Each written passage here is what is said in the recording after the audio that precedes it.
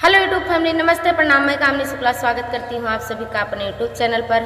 तो आज हम आप लोगों को तुलसी माता का सोहर गीत सुनाएंगे। कैसा लगे अपनी राय कमेंट बॉक्स में जरूर बताना।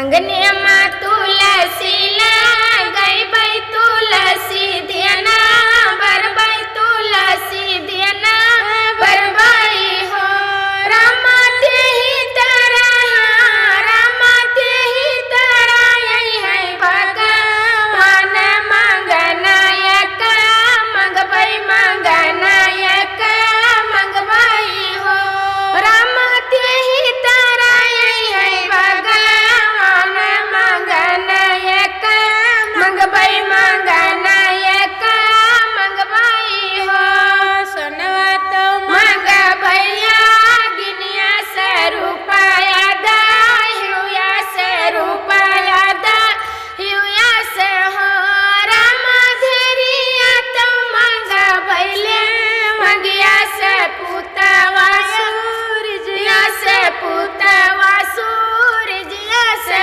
हो रामा धरिया तो मंगबैले मंगिया से पुतवा सूरजिया से पुतवा सूरजिया से हो का करियो सोनवा गिनिया से रुपया दा हिया से रुपया दा हिया से हो बहनी काम करियो हाँ बहनी काम करियो बेटिया मंगिया से पुतवा सूरजिया से पुतवा सूरजिया से हो सोनवा तो मंगबई धरैया रुपया खर्च कहिया रुपया खर्च कहिया हो रामा धरिया तो मंगबई धरम कहिया पुतवा सुअरत पुतवा